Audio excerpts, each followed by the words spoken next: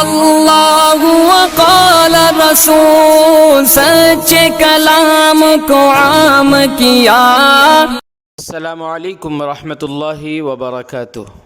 محمد سلیم وی لیوٹ منڈیا سے پوچھتے ہیں کہ حضرت دانتوں سے ناخن کاٹنا کیسا ہے؟ کیا اس سے گناہ ہوتا ہے کیا؟ کچھ لوگ یہ کہتے ہیں کہ دانتوں سے ناخن کاٹنے سے گھر میں غریبی آتی ہے، کیا یہ بات کسی حدیث سے ثابت ہے؟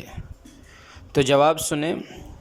فقہ کی کتاب در مختار جلد نمبر 6 صفحہ نمبر 405 پر لکھا ہے، دانتوں سے ناخن کاٹنا مکروہ ہے، اور دانتوں سے ناخن کاٹنے سے برس کی بیماری ہو سکتی ہے۔